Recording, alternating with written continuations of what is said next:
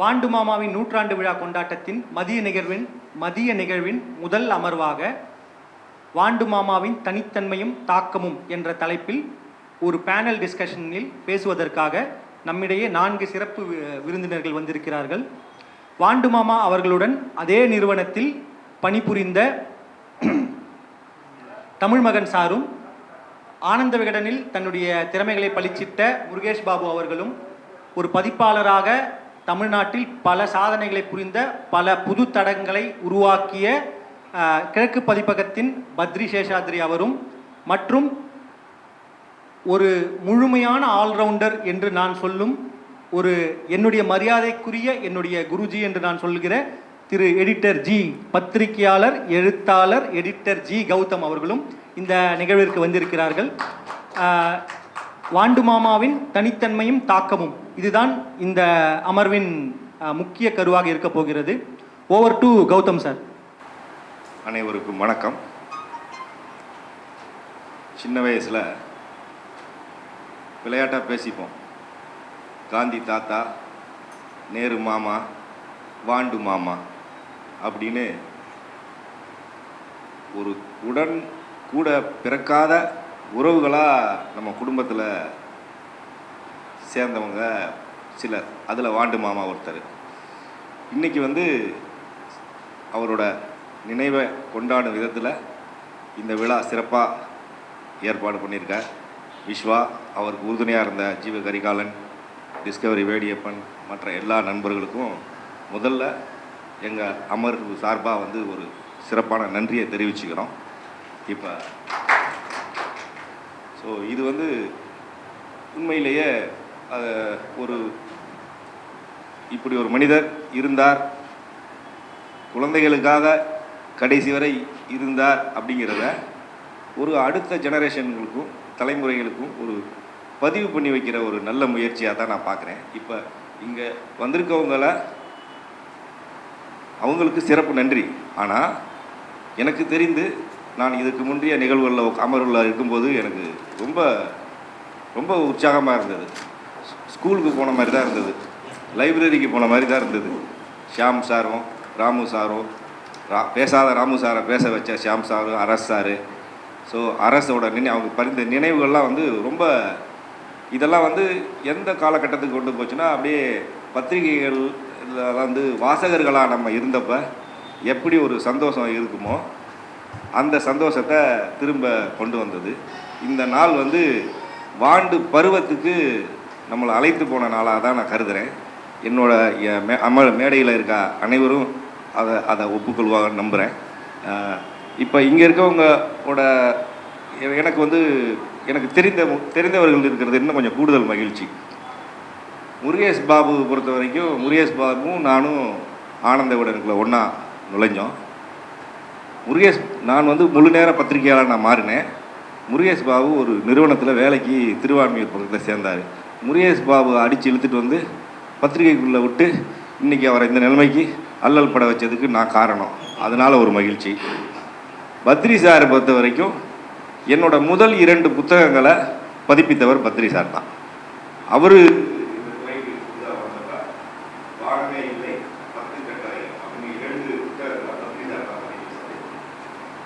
நிறைய எழுதுவார். அவரை எழுத்தாளராக முதல்ல நான் சூரிய கதிங்கிற ஒரு பத்திரிகையில் கன்சல்டிங் எழுதிட்டார். அதில் தான் தொடர்ந்து அவர் எழுதினார். பேச எழுதினாரு. அந்த வகையில் பத்ரி சார் என்னோட மகிழ்ச்சி. என்னோட பெண் எதிர்காலத்தை தேர்ந்தெடுக்கிறதுக்காக என்ன படிக்கலாம், ஆங்கிலம் தான் படிப்பேன் அப்படிங்கிறப்ப இவர்கிட்ட தான் ஒரு சின்ன ஆலோசனை கொடுத்துருக்கேன். நான் ஆங்கிலம் தான் படிப்பேன்னா இப்போ இந்த கடையில் அதை தெரிவிச்சிருக்கேன். இப்போ அந்த பொண்ணு நீங்கள் அட்வைஸ் பண்ணுற பொண்ணு அமர் சித்திர சீனியர்ஸ். அடுத்தது தமிழ் மகன். தமிழ் மகன் பத்திரிகை உலகத்தை பொறுத்த வரைக்கும் ஆனந்த விகடன் எப்படி தனியாக இருக்கும், குடும்பம் தனியாக இருக்கும். நக்கீரன் குடும்பம், தராசு, போலீஸ் செய்தி, இதெல்லாம் நாங்கள் தூய்மையோட நிறுவனராக இருக்கும்போது கூட பேரெல்லாம் பார்த்துட்டு. ஸோ அப்படி அதுவும் ஒரு பெரிய நிறுவனம். அது என்ன சொல்கிறது, இவ்வளோதான் ஒரு வரையறைக்கு இல்லாமல் ஒரு போலீஸ் செய்தி, அதில்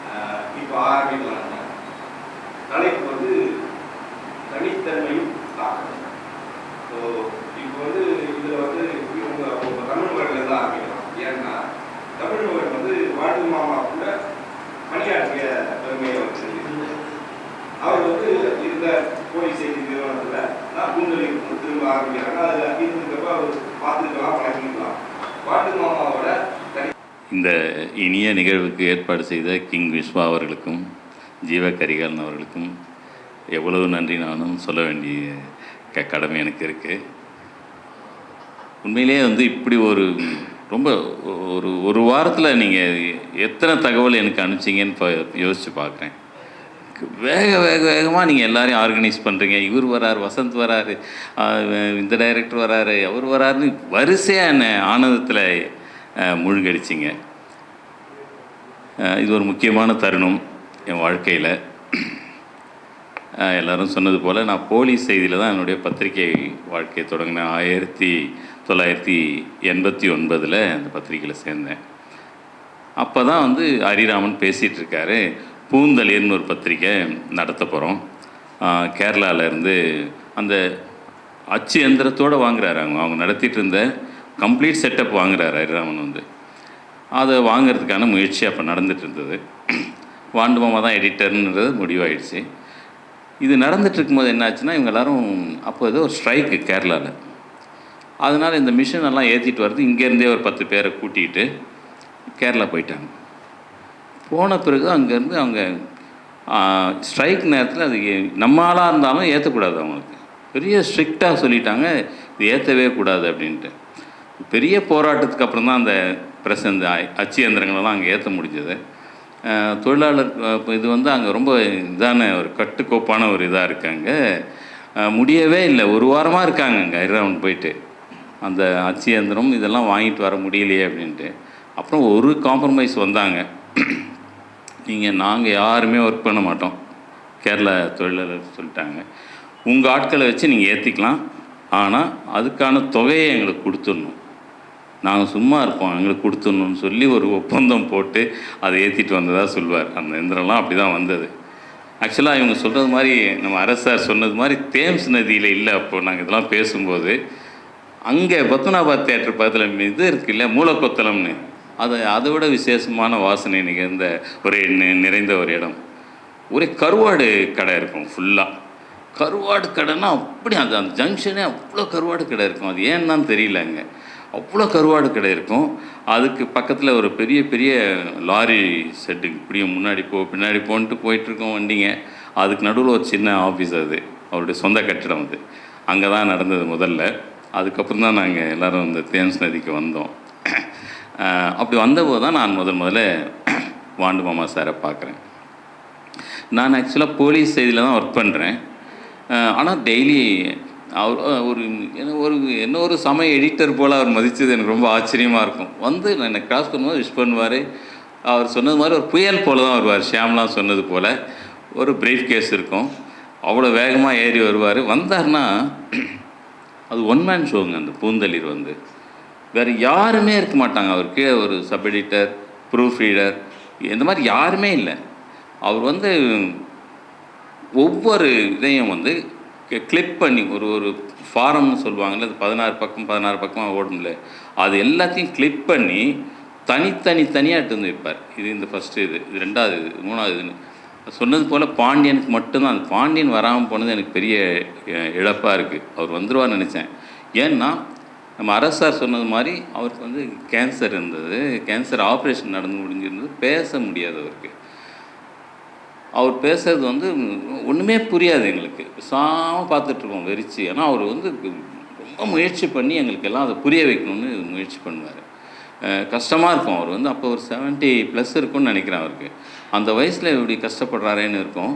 ஆனால் வந்து அவர் மனம் தளர்ந்து பார்த்ததே இல்லை. அவர் சொன்ன மாதிரி எல்லாம் டிக் பண்ணியிருப்பார். எந்தெந்த வேலை முடிஞ்சது, என்னென்ன ஃபாரம் போச்சு, அட்டைப்படம் வந்ததா, எல்லாமே அவர் ஒருத்தர் தான் பார்ப்பார்னு சொன்னேன் இல்லையா. ஒரு தடவை கூட நாங்கள் 10 பேர் சேர்ந்து போலீஸ் செய்தி பார்த்துட்ருப்போம், ஏதாவது ஒரு தவறு நடந்துகிட்டே இருக்கும். ஏதோ பேஜ் நம்பர்லேருந்து, ப்ரூஃப்லேருந்து, இந்த ஃபாரம் வரல, அது வரல, இந்த ஃபோட்டோ வரலன்னு, அந்த மாதிரி ஒரு மிஸ்டேக் நடந்ததில்லை அவர்கிட்ட. அது ஒரு சின்சியாரிட்டி அவர்கிட்ட பார்த்தேன். அவர் வந்து ரொம்ப நல்ல பிளானிங் இருந்ததை பார்த்தேன் அவர்கிட்ட. வந்தாருன்னா வீட்டில் எல்லாம் ரெடி பண்ணி கொண்டு வந்துடுவார். இங்கே வந்து எழுதுறது ரொம்ப கம்மியாக தான் இருக்கும். முதல் பக்கத்துலேருந்து கடைசி பக்கம் வரைக்கும் அவருடைய எழுத்து தான் எல்லாமே இருக்கும். அவரே தான் எழுதுவார். அந்த அந்த படக்கதைக்கான அந்த பலூன் போட்டு கொடுக்குறதுலாம் ஒரு ரஃபாக ஸ்கெட்ச் போட்டு கொடுத்துருவார், என்னென்ன வரணும்ன்ட்டு. வேகமாக அது வரைவாங்க எல்லோரும். வரைஞ்சி முடித்தோடனே அந்த பாண்டியன் வாஞ்சிநாதன் 2 பேர் இருந்தாங்க. அவங்க வந்து அப்போ வந்து இந்த இப்போ பாரு அந்த இடத்துலையே கம்போஸிங்கை வைக்கிற மாதிரி சிஸ்டம் கிடையாது. அந்த லேசர் பிரிண்ட் எடுத்து வந்து கட் பண்ணி ஒட்டிகிட்டு இருப்பாங்க. அது ரொம்ப பொடி அந்த பலூன் வந்து இப்படிலாம் இருக்கும் அது. அதனால் அவங்க என்ன பண்ணுவாங்க, வாயில் ஒன்று வச்சுருப்பாங்க, இந்த பக்கம் கையில் ஒன்று வச்சுருப்பாங்க, அடுத்த வரியெல்லாம் அப்படி இப்படி வச்சுக்கிட்டு ஒட்டிகிட்டு இருப்பாங்க. சொல்யூஷன் வேறு தடவி அதை ஒட்டணுங்க. அது ரொம்ப கஷ்டமாக இருக்கும் இவங்க வேலை செய்கிறது. பூ கட்டுற வேலைன்னு நான் கிண்டல் பண்ணிகிட்ருப்பேன். நாங்கள் பூ கட்டியாச்சான்னுவேன். எல்லாத்தையும் கையில் வச்சுட்டு இப்படி அப்படி பண்ணிகிட்ருப்பாங்க. அது மாதிரி நடக்கும் அந்த ஒர்க்கு. அது வந்து ஒரு முக்கியமாக அவர்கிட்ட சொல்ல வேண்டியது, எந்த கஷ்டமும் இருக்காது. நம்ம அரசர் சொன்ன மாதிரி வீட்டில் வீணாக இருக்கிற பொருட்களை வச்சு தான் பண்ண சொல்லுவாருங்க. அதாவது உங்கள் வீட்டில் வந்து இந்த கோபால் பல்பொடி இந்த டின்னு இருக்கும் இல்லையா, அதை எடுத்துக்கோங்க. இந்த கோல்கேட் பேஸ்டினுடைய அந்த டியூப் இருக்கும். அப்போ டியூப் வந்துடுச்சு. அதில் இந்த தண்ணியை நிரப்பிக்கிட்டு அதில் ஒரு டியூப்பை சொருகிக்கோங்க. அதில் அடிச்சிங்கன்னா தண்ணி மேஜிக் செய்வது எப்படின்னு ஒன்று சொல்லுவார். உலக வரலாறு சொல்லுவார். விலங்குகள் பற்றி சொல்லுவார். அது பெரிய காப்பியங்களெல்லாம் சின்னதாக எழுதி அதை கொடுப்பார் குழந்தைங்களுக்கு. குழந்தைங்களுக்கு அவர் பண்ண சர்வீஸ் வந்து ஒரு முக்கியமானது. அதை வந்து அவர் பண்ணாருன்னு தான் சொல்லணும்.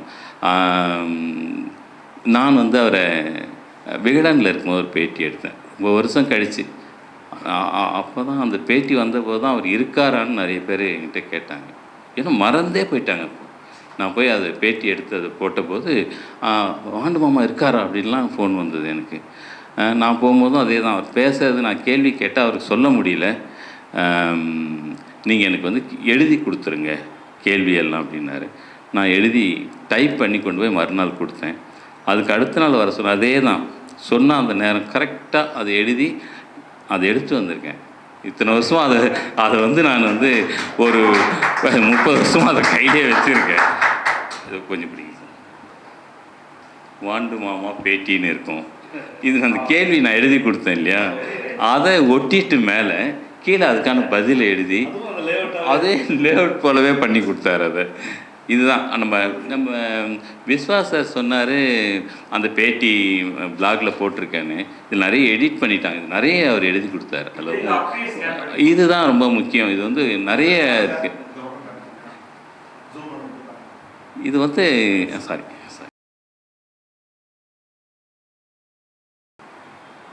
ஆமாம், இது வந்து ரொம்ப அந்த எடிட்டட் வெர்ஷன் தான் நீங்கள் அதில் பார்த்துருப்பீங்க. இது முழுமையாக இருக்கும்.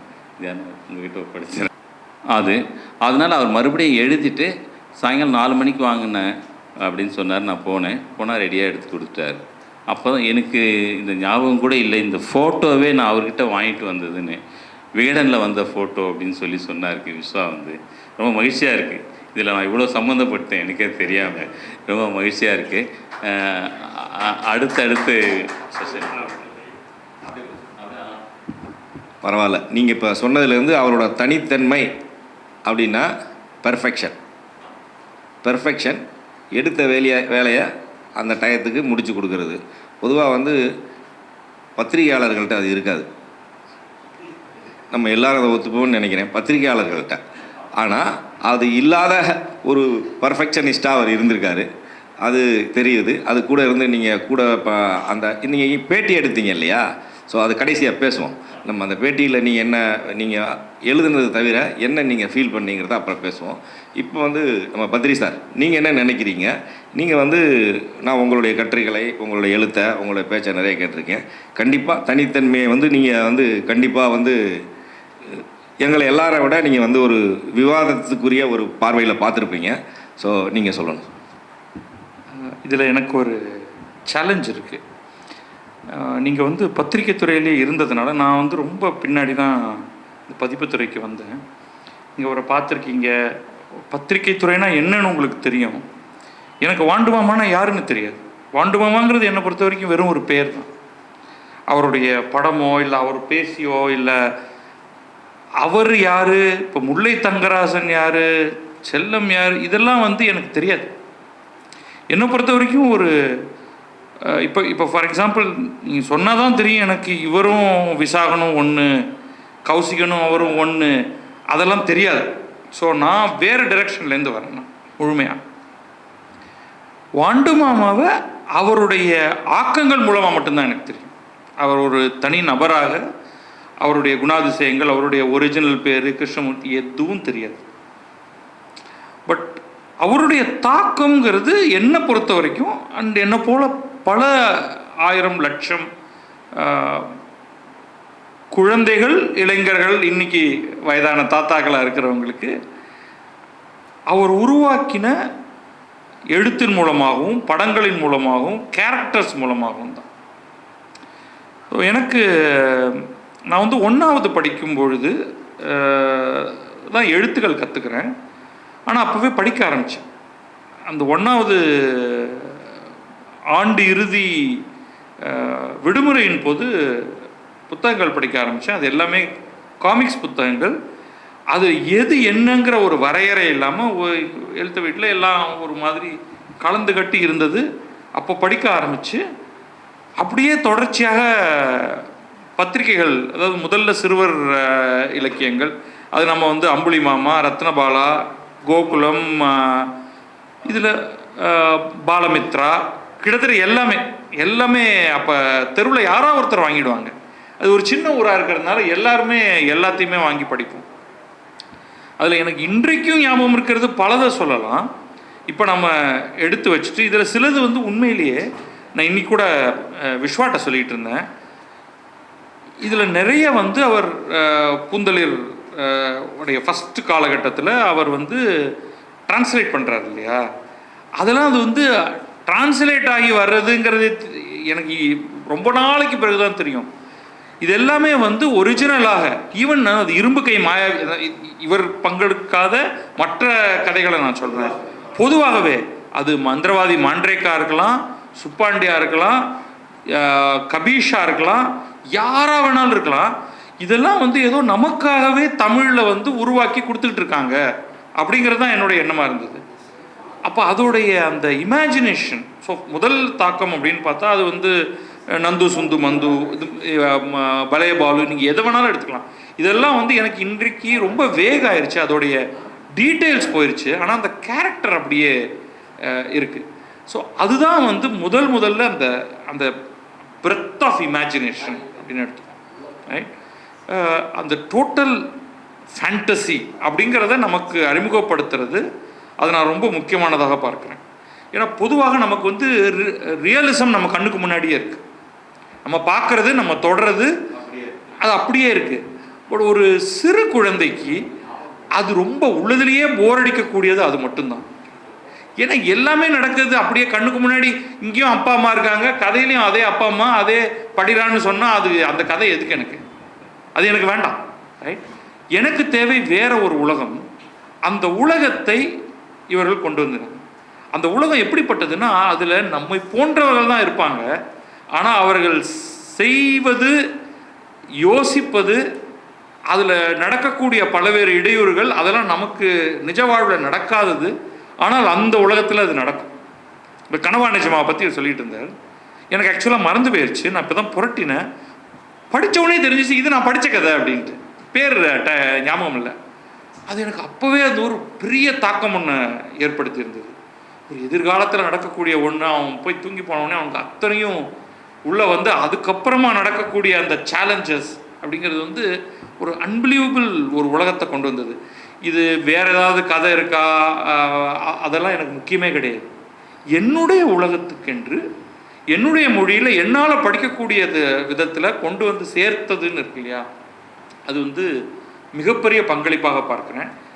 இதுதான் மேற்கொண்டு என்னை பல்வேறு விஷயங்களை படிக்க தூண்டியது. அதன் காரணமாகத்தான் நான் வந்து அந்த படிப்பு அப்படிங்கிறதுக்குள்ள ரொம்ப ஆழமாக நான் நுழைந்தேன். அகடமிக்கலி என்னால் வந்து மிகப்பெரிய சாதனைகளை செய்ய முடிஞ்சதுக்கு காரணம் இந்த ரொம்ப இளமையிலேயே எழுத்துக்களை படிக்க ஆரம்பித்தது அப்படின்னு நான் சொல்லுவேன். ஸோ என்னுடைய என்டையர் கெரியரை வளப்படுத்தினதில் அதுக்கு இணையான கதைகள் பல இருக்கும்.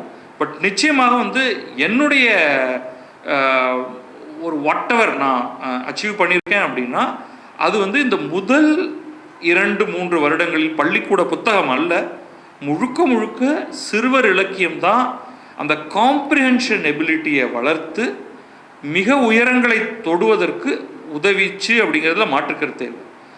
தட் இமேஜினேஷன், அந்த இமேஜினரி வேர்ல்டு இன்னைக்கு நான் வந்து அதே படத்தை எடுத்து வச்சுக்கிட்டு இன்னும் கூட நல்ல நட்டை சொல்ல முடியும். இது ஏன் இவ்வளோ ரொம்ப இவ்வளோதான் இருக்குது, இதில் இன்னும் கொஞ்சம் டெப்த்து கொடுத்துருக்கலாம், இன்னும் கொஞ்சம் அதெல்லாம் ஆக்சுவலாக யோசித்து பார்த்தா அது இன்றைக்குமே அது ஒரு அவுட்ஸ்டாண்டிங். ஸோ 2 விஷயம் நான் சொல்கிறேன். தனித்தன்மை, அந்த இமேஜினேஷன், அந்த உலகம், அவர்கள் படைத்த உலகம், அதில் அவர்கள் உழவ விட்ட மனிதர்கள், அவர்களுடைய உருவங்கள், அந்த உருவத்தோடைய எளிமை. நீங்கள் ஒரு ஸ்ட்ரோக்கில் அதை கொண்டு வர்றது ரொம்ப சின்னதாக, ரொம்ப ஒரு குழந்தைக்கு அது போதும். அதனால தான் அவங்க ரொம்ப காம்ப்ளிகேட் பண்ணலை. இது போதும். இந்த உலகத்தை, அந்த காம்ப்ளிகேட்டட் உலகத்தை உருவாக்கி அதில் எளிமையான கேரக்டர்ஸை உழவ விட்டு நம்மளை பாதி, அதாவது அவர்கள் பாதி படைத்து மீதியெல்லாம் நம்மளை இமேஜின் பண்ண வச்சதுனால தான் நம்முடைய மூளை விரிவடைந்தது. ஸோ அது வந்து ஒரு பிரில்லியன்ட் கான்ட்ரிபியூஷன். அது இப்போ நடக்கலையே அப்படிங்கிற வருத்தம் தான் இப்போ நமக்கு இருக்கு. மந்திரி சார் சொன்னது உண்மை. ஆனால் இன்னொரு விஷயம் நீங்கள் சொன்னீங்க இல்லையா, நாங்கள்லாம் பத்திரிகையாளர்கள், நீங்கள் வந்து அவரை வந்து படித்து நுகர்ந்து அனுபவித்து வந்தவொன்னு. என்ன கேட்டால் நான்லாம் வந்து வாண்டு மாமாவோட புகைப்படத்தையே நான் இப்போ தான் பார்க்குறேன். நானும் ஆனால் படிச்சிருக்கேன். எப்போ வந்து அவர் யார், அவர் எப்படி இருப்பார், அவரை சந்திக்கிறாங்கிறனால நம்ம வந்து முதிர்ந்த பிறகு தான் வருது. நம்ம இளமை பருவத்தில் படிக்கும்போது அது கிடையாது. எல்லாரும் ஒரே காலத்தில் படித்தவங்க, ஒன்றா இருந்தவங்க தான். பாபு, நீங்கள் முருகேஷ் பாபு, நீங்கள் சொல்லுங்கள். வணக்கம். நான் வந்து பழைய திருநெல்வேலி மாவட்டம், இப்போ தென்காசி மாவட்டமாக இருக்குது.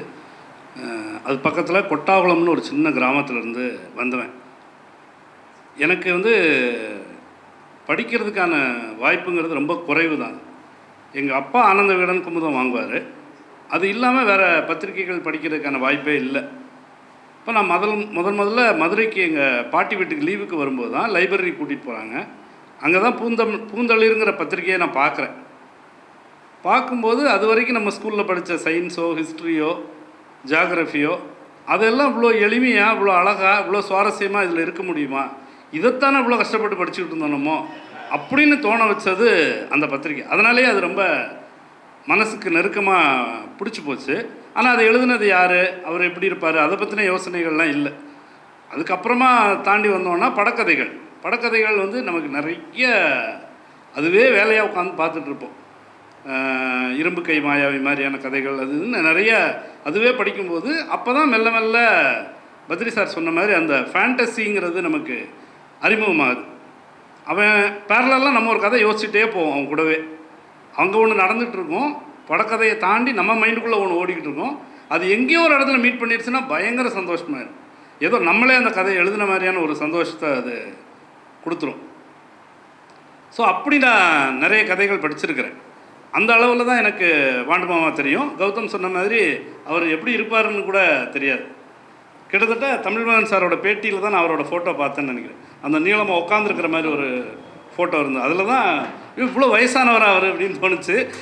அப்போ இவரை நம்ம இவ்வளோ நாளாக படிக்கிறோமே, அப்போ நமக்கு இவ்வளோ வயசாகிடுச்சுங்கிறது அப்போ தான் தோணுச்சு. ஸோ அப்படி தான் எனக்கு வந்து வாண்டு மாமாங்கிறவர் அறிமுகமானார். அவர் பேர் கிருஷ்ணமூர்த்திங்கிறது எல்லாமே கூட ரொம்ப லேட்டாக தான் கிடைச்ச தகவல் தான் அது. என்னென்னா என்னுடைய இளமை காலங்கிறது வந்து 2 தான். ஒன்று வானொலி அண்ணா, இன்னொருத்தர் வாண்டு மாமா. இவங்க 2 பேரை சுற்றியே தான் இருக்கும். எப்போ ரேடியோ ஆன் பண்ணி அவரோட பேச்சு, அவரோட கதைகள், அவர் அவ்வளோ அழகாக சுவாரஸ்யமாக பேசுகிறது, தம்பிகளா தங்கைகளா அப்படின்னு ஆரம்பிக்கிறது, அது அவ்வளோ பிடிக்கும். வாரம் ஞாயிற்றுக்கிழமை அப்படி ஒரு ஷோ இருக்கும். அதை விட்டால் நம்ம எங்கேயாவது லைப்ரரியில் போய் படிக்கிற வாண்டு மாமாவுடைய புத்தகங்கள் வாசிக்கிற அனுபவம் இருக்குது. அது என்ன நமக்கு தாக்கத்தை உண்டாக்குச்சு அப்படின்னா, அதுக்கப்புறம் நம்ம எழுதுகிற விஷயங்கள், இது எழுத்து தான் வேலை அப்படின்னு வரும்போது அது நமக்குள்ளே இருந்திருக்குங்கிறது அப்போ வெளியே வருது.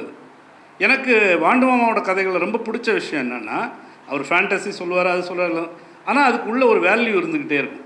நம்ம ஃபாலோ பண்ண வேண்டிய வேல்யூ என்ன, இந்த சொசைட்டிக்கு என்ன நம்ம திரும்ப கொடுக்கணும் அப்படிங்கிற ஒரு பாயிண்ட் இருக்கும். இப்போ இந்த வேலுச்சாமியின் வீர செயல் கதை கூட இப்போ திருப்பி படிக்கும்போது பார்த்தேன். அதில் வந்து ரொம்ப அழகான ஒரு சமத்துவ தத்துவத்தை சொல்லியிருப்பார்.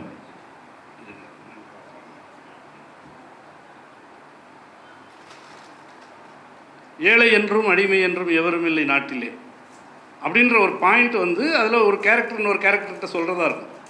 அது பாக்தாத் கதையாக இருக்கும். நீ என் அடிமை அப்படின்னு ஒருத்தர் பிடிச்சி இழுத்துட்டு போவான். அவன்கிட்ட வந்து இந்த வேலுசாமிங்கிற குட்டி பையன் சொல்லுவான், ஏழைன்னு அடிமைன்னு யாருமே கிடையாது, எப்படி ஒருத்தன் ஏழையாக இருக்க முடியும் அப்படின்னு சொல்லி போய் சண்டை போட்டு அவன் தன்னோட புத்திசாலித்தனத்தினால அந்த மன்னரை இம்ப்ரெஸ் பண்ணி இனிமேல் யாருங்க அடிமை இல்லைன்னு சொல்லக்கூடிய ஒரு இடத்த கொண்டு வருவாங்க. அது வந்து ஒரு சிறுவனோட மனநிலைக்கு ரொம்ப அசாத்தியம் தான் அது. ஆனால் உன்னால் முடியும் அப்படின்ற ஒரு நம்பிக்கையை நமக்குள்ளே கொடுக்குறதும், இப்படி ஒரு மனநிலையை நீங்கள் வளர்த்துக்கணும் அப்படின்னு சொல்கிறதும், அந்த சோஷியல் வேல்யூ வந்து அவ்வளோ அழகாக அவரோட கதைகளில் சொல்லியிருப்பார். இன்றைக்கி ஜென்ரேஷனுக்கு மிஸ் ஆகிறதா நான் அதுதான் பார்க்குறேன். இன்றைக்கி பசங்க படிக்கிற கதைகள்லையும் பார்க்குற கார்ட்டூன்கள்லையும் அது இருக்கா?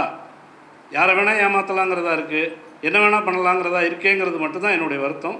ஸோ வாண்டு மாமாவின் தேவை இன்றைக்கி ரொம்ப அவசியமாக இருக்குன்னு படுது. முருகேஷ் பாபு சொன்னதுலேருந்து அந்த அவருடைய பள்ளி காலத்தை சொன்னது என்னோடய பள்ளி காலம் நான் வந்துச்சு. புதுக்கோட்டை மாவட்டத்தில் பொன்னமராவதிங்கிற ஊரில் தான் நான் வந்து 11ஆவது வகுப்பு வரைக்கும் படித்தேன். அங்கே ஒரு லைப்ரரி நூலகம் இருக்கும். அந்த நூலகர் பேர் கூட என்ன ஞாபகம் இருக்குது, பொன்னம்பலம் அவர் பேர். ஸோ அந்த அதில் எனக்கு வாண்டு மாமா பற்றி இப்போ நான் பற்றி இங்கே வரேன் பேசன்னு சொன்ன பற்றி இப்போ பேசும்போது எனக்கு அதுதான் ஃப்ளாஷ் அடித்தது. ஒரு 2 வருஷம் 3 வருஷத்துக்கு ஒருக்க புத்தகங்களை எல்லாம் என்ன பண்ணுவாங்க, அட்டையெல்லாம் கிழிந்த புத்தகங்களை எல்லாம் வந்து பைண்ட் பண்ணி புதுசாக வைப்பாங்க. அப்படி போய் படிக்கும்போது ஒரு புத்தகத்தில் கடைசியில் முடிவுகள் வந்து 4-5 பக்கம் இல்லை, காணா போயிடுச்சு. இல்லை, அதை முன்னாடியும் இல்லை பின்னாடி இல்லை. கதை முன்னாடி இல்லைனாலும் பரவாயில்ல, கொஞ்சம் 4-5 பக்கங்கள் கழித்த பிறகு தான் கதை ஆரம்பிக்கும். இந்த முன்னுரை இதெல்லாம் பிடிச்சிட்டு அதனால் பின்னாடி இருக்கிறது இல்லை. வெள்ளை பேப்பர் இருக்குது, அது இருக்குல்ல, அந்த 2 பக்கம் வெள்ளை பேப்பர் பைண்டிங் பேப்பரில் பேனாவை எடுத்து ஏன்னா அப்போ அங்கே அது கையெழுத்து பத்திரிகைகள்லாம் அங்கே போடுவாங்க. அதில் என்ன பண்ணுவாங்கன்னா கடைசியில் பேப்பரை வெள்ளையாக விடுவாங்க, அதில் விமர்சனம் எழுதுவோம். அந்த மாதிரி கதையெல்லாம் இது நடந்தது. நான் வந்து 10வது, ஏன்னா அந்த 11ஆவதுக்கு வேறு ஊருக்கு போயிட்டேன். ஸோ 10வது படிக்கும்போது நான் எழுதி வச்சிட்டேன். அது ஏதோ ஒரு கதை, அதுக்கு நான் முடிவு எழுதிட்டேன் நானே. உடனே லைப்ரரியன் பார்த்தா ஃப்ரெண்டு திட்டுறான், அவன் பேர் சதீஷ்குமார்னு. லைப்ரரியன் பார்த்தா கொண்டுடு வர்றான்றேன்.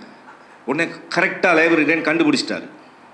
ஏன்னா கண்டுபிடிச்சி அடுத்த நாள் கூப்பிட்றாரு, டே நீனு வாடா துணைக்கு அப்படின்றேன். இல்லை நீ போடான்னா நானும் போகிறேன். அவன் வெளியே நின்றுக்கிட்டான், என்னை உள்ளே அனுப்பிட்டான்.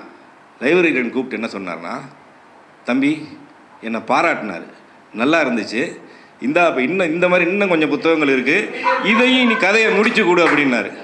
நான் முதலில் அதுக்கப்புறம் தான் இப்போ எனக்கு ஞாபகம் இருக்குது, அந்த கேரக்டர் ஒரு பையன் இதெல்லாம் ஞாபகம் இருக்குது. அதுக்கு பிறகு எனக்கு தெரிந்த அந்த நூலகர் கொடுத்து ஒரு 40-50 புத்தகங்களுக்கு நாங்கள் 2 பேரும் கதை விவாதம் பண்ணி எழுதியிருக்கோம். இப்போ நிறைய கதைகள் எழுதியிருக்கோம். அதில் லக்ஷ்மி எதெல்லாம் பெரிய பெரிய கதைகள்லாம் வந்திருக்கு. ஆளை வந்தார், கொலை வழக்கு, இந்த ரேஞ்சில் எல்லாம் இருக்குது. இப்போ எப்படி இது பண்ணுறேன்னா, எனக்கு அதை அவர் நினச்சிட்டார் இந்த கதையெல்லாம் நான் படிச்சுட்டு அதை முடிவு எழுதுறேன். நான் படிக்கலாம் இல்லை, நான் படித்த கதைகள் பாதி, நம்ம விட்ட கதைகள் மீதி. இப்போ எனக்கு அருண் வைத்தியநாதன் இயக்குனர் வந்து ஒரு படம் இப்போ அடுத்து பண்ண போனார். 2-3 தமிழில் வந்து நிபுணன், அஞ்சாதே, அச்சமுண்டு இதெல்லாம் படம் பண்ணவர். அவரோட அடுத்த படத்துக்கு திரைக்கதை வசனம் நான் எழுதினேன். எங்கே கொண்டாந்து விட்டுருக்கு பாருங்கள் அது. அதனால நான் இப்போயும் என்ன நண்பர்கள் பார்க்கும்போது அந்த சம்பவத்தை என்ன சொல்லுவாங்க, அதே இமேஜ் அவங்களுக்கு. ஸோ என்ன உயரத்தில் இருக்கணும் தெரியலோ, இதுவரை நான் அடைந்த உயரங்களுக்கு வாண்டு மாமா போன்ற அந்த படைப்பாளிகள் தான் அவங்க காட்டின படைப்புலகம் தான் காரணம். இதுவரை நான் அடைந்திருக்க வேண்டிய உயரங்களை நான் அடையாமல் போனதுக்கு வேணால் நான் காரணமாக இருக்கலாம். தமிழ், நீங்கள் இப்போ நீங்கள் அந்த பேட்டி எடுத்தேன்னு சொன்னீங்க இல்லையா, அவர்கிட்ட வந்து நீங்கள் கேள்வி எழுதி கொடுத்தீங்க, பதில் வாங்கினீங்க. அதை தவிர ஒரு பத்திரிகையாளன், நான் சொல்லுவேன் பத்திரிகையாளன், இப்போ பத்திரிகைகள் அது இல்லை, 5 புலன்களையும் பயன்படுத்தணும்னு சொல்லுவேன். கண் எல்லாத்தையும் இருக்கணும். அந்த முன்னாடியெல்லாம் இருந்தது. ஒரு உதாரணமாக இப்போ ஓகே, போலீஸ் செய்தி அலுவலகத்துக்கு வந்தால் கருவாடு மனம் மூக்கை துளைக்குதுன்னு எழுதணும். இல்லை ஒருத்தர் கையை கொடுக்குறாருன்னா கை கொடுக்கும்போது அவர் ஜிம் உடம்பு திடகாத்திரம் தெரியணும், அதை நம்ம டச் பண்ணி எழுதணும். ஆனால் இப்போ அப்படி கிடையாது. ஒரு கண் பார்வை இல்லாதவன் என்ன ஒன்றுமே ஒரு காதை மட்டும் வச்சு கேட்டு எழுதுறதா தான் பேட்டின்னு வந்துட்டுருக்கு. ஸோ நீங்கள் வந்து எழுதுனதில் நீங்கள் அவர் வந்து அவரோட முதுமை காரணமாக கேள்வி எழுதி கொடுக்க சொல்லி பதில் வாங்கிட்டீங்க. நீங்கள் பார்த்தது, ஃபீல் பண்ணது, 5 புலன்களால் நீங்கள் வந்து உணர்ந்தது நமக்கு தெரியும் இல்லையா. நம்ம ஏன்னா நீங்கள் கூடவே இருந்திருக்கீங்க, அதுக்கு பிறகு நீங்களும் எனக்கு என்னை விட நீங்கள் வயது மூப்பு தான் நினைக்கிறேன். ஸோ நிறைய படிச்சிருப்பீங்க. நீங்கள் 4 குழந்தைங்களுக்கு இப்போ தாத்தா தானே? ஓகே, அதையும் பதிவு பண்ணிக்கிறேன். ஸோ நீங்கள் அந்த அனுபவத்தை பற்றி சொல்லுங்களேன். ஏன்னா பிஹைண்ட் த ஸ்க்ரீன் அப்படிங்கிற மாதிரி இந்த இன்டர்வியூ நேர்காணல் பண்ணும்போது நீங்கள் அவர் உங்களை வரவேற்றது, உங்களை உபசரித்தது, அதை பற்றி கொஞ்சம் பேசுங்க. மேடம் வந்திருக்காங்க. சிறுவர்களுக்காகவே நம்ம கோகுலம்லாம் நம்ம மிஸ் பண்ணியே இருக்க முடியாது. அந்த மாதிரி ஒரு பத்திரிகை நடத்தினேன். சீதா மேடம் வந்திருக்காங்க. எல்லாருக்கும் அதை கிராஸ், அதாவது நம்ம நிறைய சித்தாந்தங்கள் அதுக்கப்புறம் வந்திருக்கோம். ஆனால் எல்லாருமே முத்து காமிக்ஸில் இரும்பு கை மாயாவியாக மாறுறது, அல்லது மஞ்சள் பூ மர்மமில் அந்த தேம்ஸ் நதி ஃபுல்லாக எப்படி மஞ்சள் பூ உருவாயிடுச்சுன்னு அந்த சஸ்பென்ஸை கிராஸ் பண்ணி இதெல்லாம் தான் வந்திருப்போம். நம்ம சிறுவர் இலக்கியம் என்பது எல்லாருக்கும் பொதுவாக இருக்குது. அதுக்கப்புறம் சித்தாந்த ரீதியாக நம்ம என்னென்னமோ இசங்கள்லாம் போயிடுவோம், எல்லாம் இருக்கும். ஆனால் சிறுவர் இலக்கியம் எல்லாருக்கும் பொதுவான ஒரு இலக்கியமாக இருக்கிறதால தான் இன்னும் கூட எல்லா சம்மந்தப்பட்டவங்களும் இங்கே கூடியிருக்கும்னு நான் நினைக்கிறேன். நீங்கள் கேட்டது தேவி ஸ்ரீதேவின்னு ஒரு தேட்டருக்கு, இந்த தேட்டருக்குல்ல ப்ரீவியூ தேட்டர், அதுக்கு பக்கத்து பில்டிங் தான் ஒரு வீடு. இப்போ கூட அங்கே தானா? அங்கே, ஆமாம், அந்த வீடு தான். அந்த வீட்டு தான் நாங்கள் போனது. அவர் இப்போ நாங்கள் இந்த சிந்தாதிரிப்பேட்டையில் இருந்தபோதே அந்த வீடு தான். பாண்டியன் ஒரு வேடிக்கையான ஆள். அவர் வராமல் போயிட்டாரேன்னு இருக்குது திரும்ப திரும்ப. அவர் முன்னாடி அந்த லாரிகள்லாம் இருந்ததுன்னு சொன்னால லுங்கி இரவு பகலாக 2-3 நாள்லாம் தங்கிடுவோம். ஏன்னா அங்கே சத்யான்னு ஒரு நாவல், சுஜாதான்னு ஒரு நாவல், மின்மினின்னு ஒரு வார இதழ், போலீஸ் செய்தின்னு ஒரு வார இதழ், பூந்தளிர், இவ்வளவும் வந்துட்டு இருந்ததுனால ஒரு சில இஷ்யூ டேட் ஒன்றா வந்துடும். அதனால் நான் லுங்கி கட்டிக்கிட்டே தான் வளர்த்திட்ருப்பார். ஏதோ ஒரு டவுட் வந்துச்சு பூந்தளிர் முடிக்கிற நேரத்தில் அங்கேருந்து ஒரு ஆட்டோ பிடிச்சிட்டு அதே லுங்கிலேயே அப்படியே போய் சேர்ந்தோம் அவர் வீட்டுக்கு.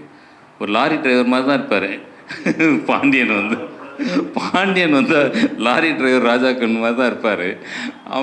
அவன் வரலாமான்னுட்டு இருந்தாக்கா இவரும் ஒரு லாரி டிரைவர் மாதிரி பின்னாடி நின்று சொல்லிட்டுலாம் இருப்பார். அந்த மாதிரி கேஷுவலான ஒரு ஆள். அப்போ அவர் வீட்டுக்கு போனோம். அந்த இதே இல்லை, நாங்கள் ஒரு 3 நாளாக அங்கேயே இருக்கோம். அது குளிக்காமல் கொள்ளாமல் ஒரு மாதிரி ஒரு இதால், ஆனால் இஷ்யூ முடிச்சாகணும். ஃபோனில் பேசியும் அது தீர்க்க முடியாது அவருடைய இதனால். அதனால் நேராக போயிட்டோம். போனால் அவர் ஒரு இதுவும் காட்டவே இல்லைங்க. என்ன லுங்கி கட்டிக்கிட்டு இப்படி வந்திருக்கானுங்க 2 பேருன்னெலாம் அவர் ஒன்றுமே பண்ணல. வந்தோடனே வாங்க என்ன அப்படின்னோடனே, நீங்கள் சொல்லியிருந்தால் நான் வந்துட்டுருப்பேனேன்ற மாதிரிலாம் பேசினார். ரொம்ப வெரி கைண்ட் மேன் அவர். அதுக்கப்புறம் எங்களுக்கு காஃபிலாம் கொடுத்துட்டு, அது நல்லா ஞாபகம் இருக்குது, பாண்டியன் கீழே ஊற்றிட்டார் அந்த காஃபியை. அப்படி குடிக்கும்போது கீழே ஊற்றிட்டார். பரவாயில்ல நீங்கள் இங்கே இந்த சோஃபாவில் உட்காந்துருக்கேன்னு சொல்லி அதை க்ளீன் பண்ண சொன்னாங்க. மருமகள் யாரும் இருந்தாங்க, அவங்கள க்ளீன் பண்ண சொல்லிவிட்டு பேசிகிட்டு இருந்தார். ஃபஸ்ட்டு சந்திப்பு நான் போலீஸ் செய்தியில் இருந்ததை சொல்கிறேன். நானும் சமோசம் போயிருந்தபோது சமஸ் ரொம்ப இயல்பாக இறங்கி பேச ஆரம்பிச்சிருவார். அவங்க மிஸ்ஸஸை பார்த்துட்டு அந்த என்ன யாரையோ ஒப்பிட்டு சொன்னார், அந்த அம்மா மாதிரி இருக்கீங்க அப்படின்னு. பேர் ஞாபகம் வந்துட்டுனே அது மாதிரிலாம் பேச ஆரம்பித்தார். சிரித்தார் அவர். சிரிச்சுட்டு அந்த அம்மா ரொம்ப சிரித்தாங்க, வெக்கப்பட்டு போயிட்டாங்க அந்த வயசில். அவங்களுக்கு அப்போ ஒரு 80 அந்த மாதிரி ஆகிருக்கும். அந்த வயசில் அவங்க வெக்கமாயிட்டாங்க அந்த அம்மா. இப்போ இருக்காங்களா சார் அவங்க? இல்லைங்க. ஆமாம். அது அப்புறம் பேசிகிட்டு இருக்கும்போது நான் என்ன கேட்டேன், சார் இப்போ நிறைய குழந்தைகளுக்கு நிறைய பேர்டன். காலைல 6 மணி கராத்தே கிளாஸு, அப்புறம் ஒரு ஓவிய கிளாஸு, அப்புறம் ஒரு இந்த டான்ஸு கிளாஸு, ஒரு நாளில் எத்தனை மணி இருக்கோ அத்தனை கிளாஸுக்கு அனுப்பிச்சிடுறாங்க சார். சாயங்காலம் வந்தவொடனே ஒரு மியூசிக் கிளாஸுங்கிறாங்க. இதெல்லாம் நல்லதுக்கா சார் அப்படின்னு நான் கேட்டேன். குழந்தைகள் இப்படி பண்ணலாமான்னு.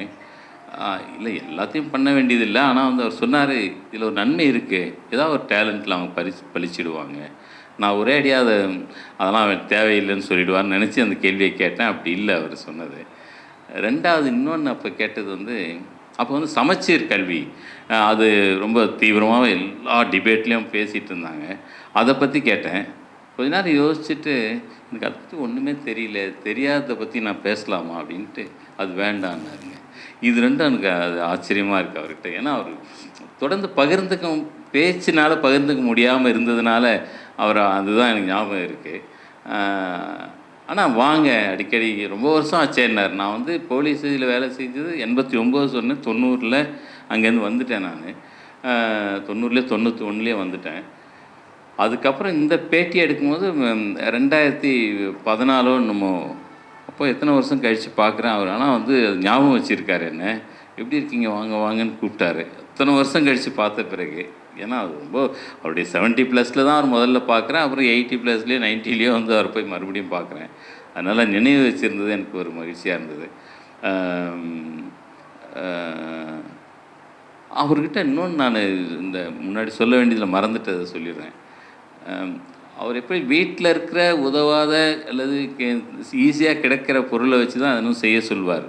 செய்து பார் அப்படின்னு சொல்லி வரும். அதே போல் அதுக்கு பரிசு கொடுப்பார். ஏதாவது போட்டி வச்சு அதுக்கெலாம் 5 ரூபா 10 ரூபாய்க்கு மேலே அவர் பரிசு அனௌன்ஸ் பண்ணவே மாட்டார். ஹரிராமன் வந்து அவர் தாராளமான ஒரு ஆள். அந்த மாதிரி ஒரு ஓனரை பார்க்கவே முடியாது. தாராளமாக செலவு பண்ணணும்னு நினைப்பார் அவர். அவர் என்ன சொல்ல, ஒரு 1000 ரூபா பரிசுன்னு வச்சுருங்க சார் அப்படின்னு கெஞ்சுவார் அவர்கிட்ட. 5 ரூபாய்க்கு மேலே 10 ரூபாய்க்கு மேலே பரிசு தரக்கூடாது. குழந்தைங்களுக்கு வந்து ஒரு சின்ன என்கரேஜ்மெண்ட்டு தான் அது. அதை போய் நம்ம வந்து பேராசையாக மாற்றிடக்கூடாது. அப்புறம் வந்து அது குடும்பமே சேர்ந்து வேலை செய்யும் அதுக்கு அப்படியே சொன்னார். அது வந்து ஒரு 1000 ரூபாய் அடிச்சிடணும்னு சொல்லிட்டு அது சொன்னார் அவர். இல்லையா அது வேணாம், 5 ரூபானா சரி பசங்க ஏதோ முட்டி மோதட்டோன்னு நினைப்பாங்க அப்படின்னு அந்த உளவியல் தெரிஞ்சு அது சொன்னது நினைவு வருது எனக்கு. ஆமாம், அது பெரிய டிஸ்கரேஜும் இல்லை. அதனால் வந்து அது ஒரு முக்கியமான அவர்கிட்ட பார்த்த இதாக இருக்குது. ஏன்னா முதலாளி கொடுக்க ரெடியாக இருக்கார். அவர் ஏன்னா டிவி கொடுக்கலாமான்லாம் சொல்கிறார். அவர் டிவி பரிசு கொடுக்கலாமா, எதுவும் வேணாம் 10 ரூபா தான் பரிசு அப்படின்றார் அவர். இது வந்து எனக்கு அவர்கிட்ட பிடிச்ச ஒரு ரொம்ப யோசிக்க வச்ச ஒரு விஷயமா இருந்தது. அதுதான். வேறு என்ன நீங்கள் கேட்டீங்க? நீங்கள் கேட்டது சொல்லிட்டேண்ணா. ரைட்டு. நல்ல தகவல் கிடைச்சது. ஏன்னா அந்த உளவியல் இருக்கு இல்லையா, என்கரேஜ்மெண்ட்டாக இருக்கணும், பேராசையாக மாறக்கூடாது. அது ஒரு லாட்ரி சீட்டு வாங்குற மாதிரி இருக்கக்கூடாது. அது ஒரு தட்டி கொடுக்கறதுக்கான இது அந்த உளவியல். பேரண்ட்ஸ் இருந்து செய்ய ஆரம்பிச்சிட்டாங்கன்னா குழந்தையோட இது போயிருமே, அதோட க்ரியேட்டிவிட்டி அதோட எனர்ஜிங்கிறது போயிடும் இல்லையா. இப்போ இந்த வாண்டு மாமா நமக்கு கொடுத்த அந்த எளிமை, அந்த அவரோட எழுத்துக்கள் நமக்கு கொடுத்த தாக்கம் இப்போ இத்தனை பேரை உருவாக்கியிருக்கு. ஸோ இப்போ இனி அடுத்த வர்ற ஜெனரேஷனை உருவாக்குறதுக்கு இப்போ அந்த மாதிரியான படைப்புலகம் இயங்கிக்கிட்டு இருக்கா, இயங்கவில்லையா, ஏன் இயங்கலை, இல்லை இயங்குமா, அதை பற்றி நீங்கள் சொல்லுங்களேன்.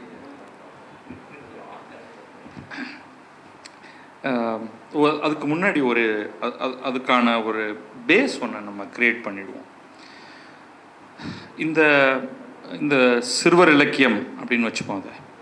ஸோ இதுக்கான தேவை வந்து ஒரு காலகட்டத்தில் ரொம்ப தெளிவாக இருந்தது. அதன் காரணமாகத்தான் நம்ம இந்த பல்வேறு பத்திரிகைகள், நான் போன தடவை நான் படித்தது சொன்னேன், நீங்கள் எல்லாருமே அதை படிச்சிருப்பீங்க. வெளிநாட்டிலிருந்து நம்ம இந்த முத்து காமிக்ஸ், லயன் காமிக்ஸ் போன்று மிக அதிகமான எண்ணிக்கையில் புத்தகங்களை வாங்கி ஃப்ரான்ச்சைசஸ், அதெல்லாம் இப்போ இரும்பு கை மாயவினா அது ஒரு பயங்கரமாக ஒருத்தன் க்ரியேட் பண்ணிகிட்டு இருக்கான். அந்த பக்கத்தில் ஃபேண்டம் சீரீஸை வாங்கி அதை தமிழில் மொழிபெயர்த்து கொண்டு வருவதுன்றது நடந்ததுக்கான காரணம் இங்கே அதுக்கான ஒரு மார்க்கெட் இருந்தது தான். அப்போ இது தமிழ் வந்த மாதிரியே பல்வேறு இந்திய மொழிகள்லேயும் அது நடந்துக்கிட்டு இருந்திருக்கு. எல்லா ஒரு முக்கியமான 10-15 மொழிகளை நடந்துதான்னு தெரியாது. ஆனால் தமிழ்னா ஹிந்தியில் நிச்சயமாக நடந்திருக்கணும், இன்னும் ஒரு சில மொழிகள்லையும் நடந்திருக்கணும். ஸோ அதற்கான பிளாட்ஃபார்ம் வந்து இருந்தது.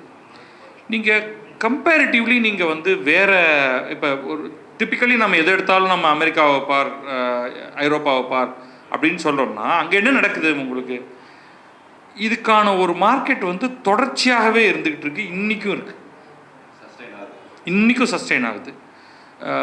புது புது ஃப்ரான்ச்சைசஸ் உருவாகுது, அது பல்வேறு புத்தகங்களாக மாறுது, அந்த புத்தகங்கள்லேருந்து அது அனிமேட்டட் சீரீஸாக மாறுது. மீடியம் மாறும் பொழுது உங்களுக்கு வந்து ஒரு அசைப்படமாகவும் மாறுது அது. இன்னொரு பக்கம் வந்து ஜாப்பனீஸ், கொரியன் கண்டென்ட் அப்படின்னு நீங்கள் எடுத்துக்கிட்டிங்கன்னா அவங்களுடைய தனித்தன்மையோட வரைகலையோட ஒன்று தனியாக ஒன்று உருவாகி போயிட்டுருக்கு. அதுக்கான ஒரு இன்டர்நேஷ்னல் மார்க்கெட் ஸ்பேஸ் ஒன்று இருக்குது. இப்போ நீங்கள் ஃப்ராங்க்ஃபர்ட் புக் ஃபேர் போகிறீங்க அப்படின்னா அங்கே பிஸியாக இதுக்கான ஒரு விற்பனை ஒன்று நடந்துகிட்டு இருக்கிறத நீங்கள் பார்க்கலாம். ஓகே, இதே நம்ம என்ன பண்ணியிருக்கோம், வெளியிலேருந்து நம்ம புத்தகங்களை கொண்டு வந்தோம்.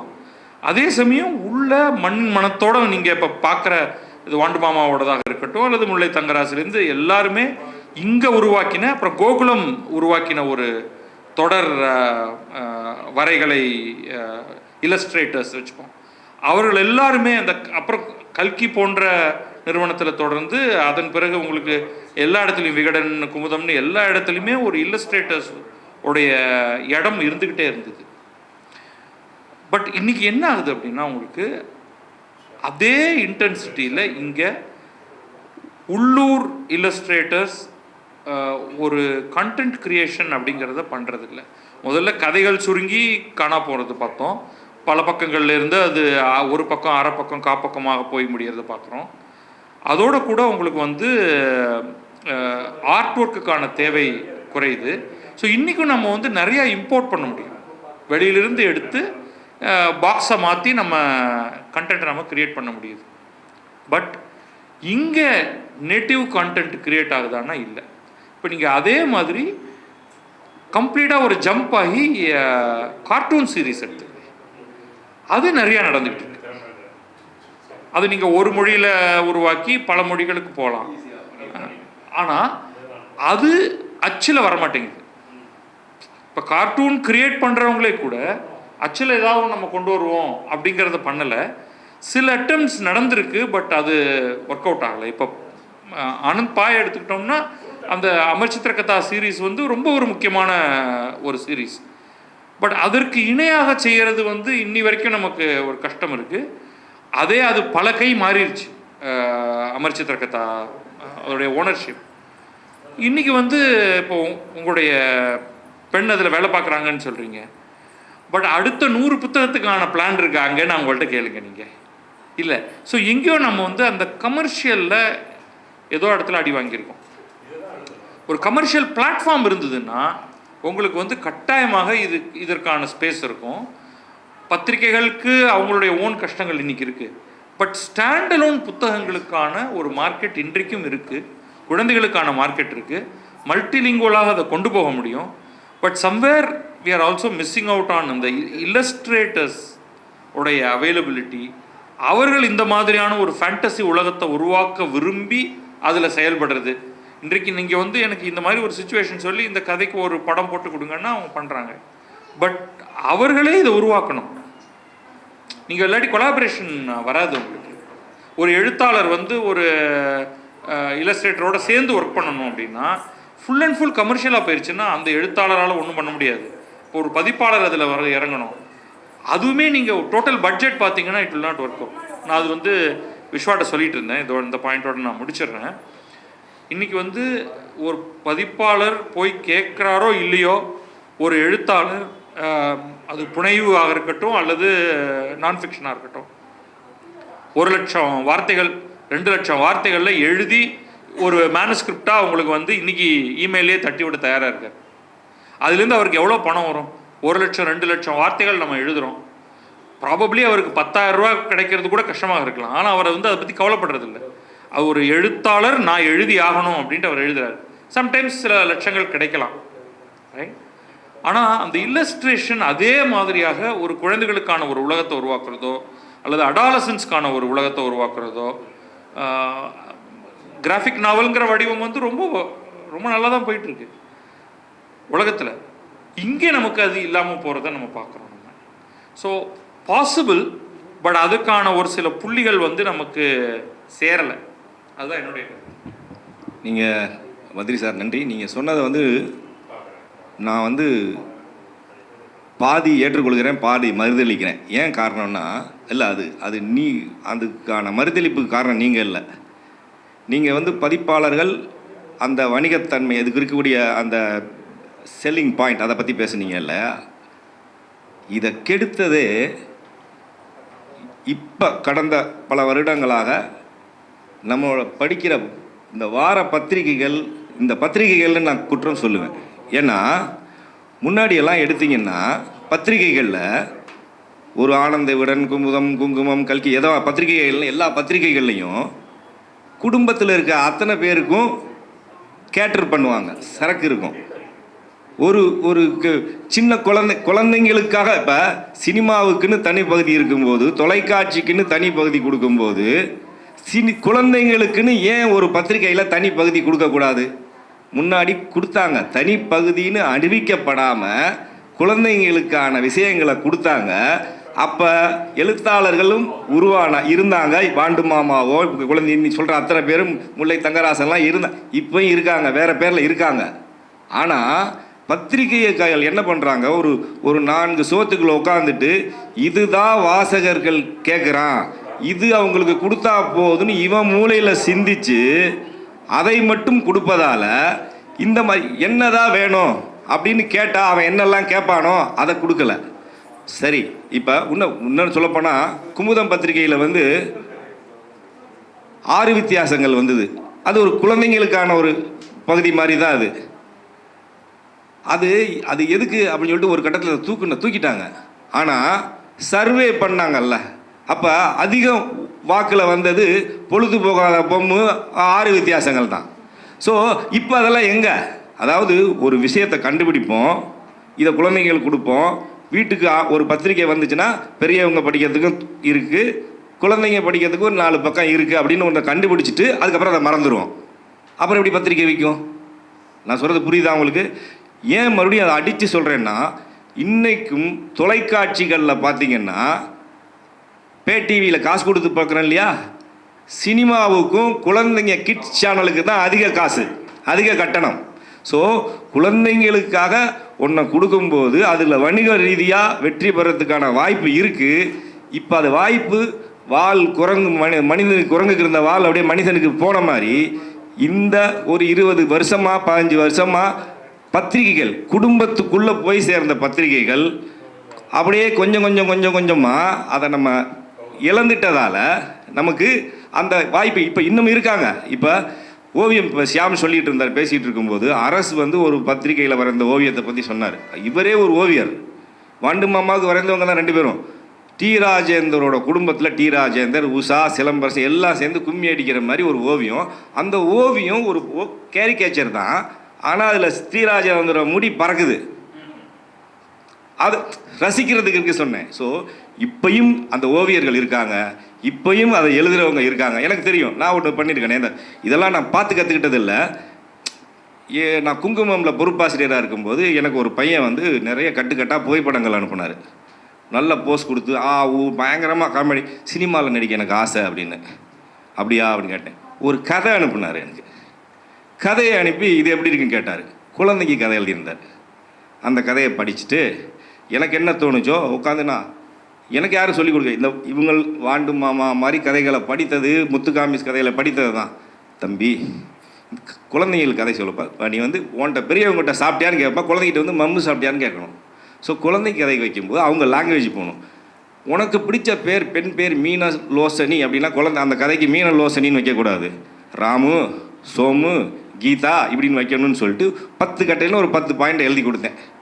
நான் எழுதி கொடுத்ததுனாலன்னு சொல்லலை, பட் அவரை திசை மாற்றினதில் நானும் ஒரு காரணமாக இருக்கான். இப்போ அதில் நிறைய அந்த தம்பி அவார்டெல்லாம் வாங்கி குழந்தை இலக்கியத்தில் இருக்கார், வில்லியன். அந்த புகைப்படங்கள் இன்னும் நான் பத்திரமா வச்சுருக்கேன். அவர் சினிமாவை நடிகர்களுக்கு கொடுத்த புகைப்படங்களை சொல்கிறேன். ஸோ இருக்காங்க இன்னும். ஆனால் அதுக்கான அந்த வாய்ப்பை கடந்த ஒரு 12, 24 24 வருஷமாக கொடுக்காம போயிட்டோம். இப்போயும் அதெல்லாம் ஸ்லீப்பர் செல். யாராவது மறுபடியும் வந்தால் அந்த ஸ்லீப்பர் செல் இப்போ நீங்கள் வரைஞ்சி கொடுக்க மாட்டீங்க, அரசு ஷியாம் வரைஞ்சி கொடுக்க மாட்டீங்க, ஸ்லீப்பர் எல்லாம் பொங்கி எழுந்துருவாங்க. ஸோ ஏன்னா அந்த பால்யம் இன்னும் உள்ளே தான் இருக்குது. அதே தான் மதன் சார், சங்கர் கூட ஒரு படத்தில் வச்சுருப்பார், ஒரு 90 வயசில் என்னடா சுரேஷு, என்னடா ரமேஷுன்ற மாதிரி அது அப்படியே தான் இருக்கும். ஸோ ஸ்லீப்பர் செல்லாகவே அந்த உணர்வுகள் இருக்குது. எப்போ அதுக்கான வாய்ப்பை யாராவது கொடுக்கணும், அது கொடுக்காததுனாலே அது மறக்கடிச்சிருச்சு. இப்போ நீங்களே ஒத்துக்கலாம். இப்போ வர நீங்கள் ரொம்ப விரும்பி படித்தா ஒரு வார பத்திரிகையோ ஒரு பத்திரிகை எடுத்திங்கன்னா நீங்கள் அப்போ இருந்தது இப்போ இல்லை. அப்போ இருந்து அது வெற்றி. இப்போ என்ன சொல்கிறாங்க, பத்திரிகைகள் அதிக விற்கலை, சர்க்குலேஷன் இல்லை, ரொம்ப குறைஞ்சிருச்சுன்னா, ஏற்கனவே நீங்கள் மறுபடியும் வீலை 2வது தடவை கண்டுபிடிக்கிறீங்க? ஏற்கனவே கண்டுபிடிச்சதெல்லாம் வெற்றி ஃபார்முலாலாம் உங்கள்கிட்ட இருக்கே, திரும்ப ஏன் பயன்படுத்தலை? ஸோ அப்படி வரும்போது பத்திரிகைகள் மட்டும் இல்லை, குழந்தைங்களுக்கு திரைப்படமும் அப்படி தான். குழந்தைங்களுக்கு திரைப்படம் எடுக்கிறது ரொம்ப வணிக ரீதியாக வெற்றி இல்லைன்னு தான் சொல்லிட்டு இருக்காங்க. பாருங்கள், நீங்கள் வீட்டில் போய் ரிமோட் இருந்தால் ஆஃப் பண்ணி பாருங்களேன். கிட்ஸ் சேனலுக்கு தான் அதிக காசு, அதை பார்க்குறோமோ இல்லையோ. காமெடி சேனலுக்கு அடுத்து போகும். So kids channel, movie channel, comedy channel, இதுக்கு தான் காசு ஜென்ரல் மற்ற நியூஸ் சேனல் மற்ற எல்லாத்த விட. ஸோ அதுக்கு வணிகம் இருக்குது. ஸ்லீப்பர் செல்ல மாதிரி ஓவியர்களும் படைப்பாளிகளும் எழுத்தாளர்களும் இருக்காங்க. நம்ம யாராவது மணி கட்டி ஆரம்பித்தா எல்லாம் நல்லபடியாக நடக்கும்னு நினைக்கிறேன். வேறு ஏதாவது முடிவுரையாக ஏதாவது? இல்லை, இதில் யாருக்கு மணி கட்டுறது அப்படிங்கிறது தான் பெரிய கேள்வி அப்படின்றாரு. அது நம்ம இங்கேருந்தே கூட ஏதாவது தொடங்கலாம். ஏதாவது தொடங்க முடிஞ்சதுன்னா இந்த ஒரு நாள் கருத்தரங்கோட டேக்அவே அது இருக்கும் அப்படின்னு நான் நினைக்கிறேன். அதுக்கு வேடியப்பன் மாதிரி, கிங் விஸ்வா மாதிரி, கௌதம் மாதிரியான ஆட்கள் முயற்சி எடுத்தாங்கன்னா நான் என்னால் முடிஞ்ச என்ன சப்போர்ட்டோ அதை நான் செய்வேன் நிச்சயமாக. தேங்க்யூ. கௌதம் நல்ல பாயிண்ட் சொன்னார். முன்னாடி பல்சுவை வார இதழ் தான் இருந்துச்சு, எல்லாமே இருக்கும் ஒன்றுத்துலேயே.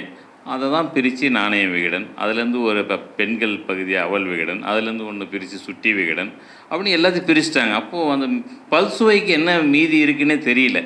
அதுதான் நீங்கள் சொன்னீங்க, அந்த பல் எல்லாத்தையும் பேர்த்து எடுத்துட்டாங்க அதில். அப்புறம் அதில் என்ன இருக்கும், அதுதான் நடந்தது. மறுபடியும் அதெல்லாம் ஒன்று ஒன்றா நிறுத்தி கம்பைன் பண்ணுவாங்களான்னு தெரியல, அது வேறு கதை. ஆனால் பத்ரி சார் சொன்ன மாதிரி ஒரு பெரிய ஒரு இது வேணும், அந்த என்ன ஒரு கொலாபரேஷன் ரைட்டருக்கும் ஓவியருக்கும். அப்போல்லாம் பார்த்தீங்கன்னா ஸ்ட்ரிப் கார்ட்டூன்னே ஒன்று போடுவாங்க. அவங்களே எழுதி ஒரு ஜோக் எழுதி அவங்களே வரைஞ்சி, கோகுலுவோ அல்லது இவரோ மாலியோ பார்த்தீங்கன்னா விகடனில் அந்த காலத்தில் அதுதான் ஃபேமஸ். அந்த ஸ்ட்ரிப் கார்ட்டூனுக்கு அவ்வளோ அது விகடன் தான் அந்த பத்திரிக்கை பேரே. அதனால் அவங்க சிரிப்புக்கு அவ்வளோ இம்பார்ட்டன்ஸ் கொடுப்பாங்க, அவ்வளோ இது இருந்தது. அந்த மாதிரி நம்ம செல்லம்லாம் இப்போ பெரிய நம்ம இழந்த ஒரு பெரிய சொத்து. அதை அவரை அதிகமாக பயன்படுத்தினவர் ஒன்று கலைஞர், இன்னொன்று வாண்டு மாமான்னு நான் நினைக்கிறேன். தொடர்ந்து முரசொலியில் வரைஞ்சிட்டு இருந்தவர் செல்லம். அதே போல் வாண்டு மாமா விடவே இல்லை, அவரை கடைசி வரைக்கும் அவரை வச்சு தான் நிறைய ஓவியங்கள் வரைஞ்சார். அந்த பலே பாலு, குட்டி குரங்கு கபீஸ்னு ஒன்று வரும், மந்திரி தந்திரின்னு ஒன்று வரும். அதெல்லாம் எங்கேருந்து வாங்கினாங்கன்னு அந்த ரைட்ஸ் பற்றிலாம் நமக்கு தெரியவே தெரியாது. அது எங்கேருந்தோ வாங்கி அதை எங்கே ரெடியாக இருக்குது, அதை வாங்கி நம்ம தமிழ் படுத்துகிற வேலை தான். அதை பண்ணுறதுக்கு ஒருத்தர் வேணுமேனு இப்போ தான் தெரியுது நமக்கு. இதெல்லாம் ஒரு பெரிய மீண்டும் அந்த பொற்காலம் வரணும். மருது சார்லாம் வந்திருக்காங்க, நிறைய ஆலோசனை சொல்லுவாங்கன்னு நான் நினைக்கிறேன். இந்த நிறைவு செஞ்சுக்கலாம். நன்றி. வணக்கம் தமிழ். முருகேஷ் பாபு, மந்திரி சார். இந்த நிகழ்வுக்கு வாண்டு மாமாவோட நினைவுகள் நம்மளை மீட்டு எடுத்து கொண்டு வந்திருக்கு பாலியத்தை. ஸோ அடுத்து இதை தொடர்ந்து இதை வச்சு ஏதாவது முன்னெடுத்துட்டு போகலாம் அப்படிங்கிற ஒரு யோசனையை சொல்லியிருக்கீங்க. நம்ம சொன்னதோடு மட்டும் இல்லாமல் நம்மளால் என்ன முடியுமோ அதை பண்ணலாம். கண்டிப்பாக நான் சொல்கிறேன் பத்ரி சார், அதுக்கான ஸ்லீப்பர் செல்ஸ் இருக்குது, வணிகம் இருக்குது. பத்திரிகைகள் தான் அதை பழக்கப்படுத்தாமல் ஒதுங்கி இருக்கும். திரும்ப அதை இப்போ இது என்ன பண்ணலான்னா, இது நவீனத்துவம் படுத்தணும். பேசும் பத்திரிகையில் இப்போ முடிக்கிறதுக்கு முன்னாடி சொல்லிடுறேன். இப்போ இந்த கேரக்டர் இருக்குன்னா, இப்போ செல்ஃபோனில் அதை நான் பார்த்தேன்னா இந்த கேரக்டருக்கு உயிர் வரும். அந்த மாதிரி அதெல்லாம் பண்ணுனா இப்போ இருக்க இளைஞர்களை, இப்போ இருக்கவங்களையும் ஸ்லீப்பர் செல்களாக மாற்றிடலாம், எதிர்கால ஸ்லீப்பர் செல்களாக மாற்றிடலாம். ஏதாவது சாதிப்போம். நன்றி, வணக்கம்.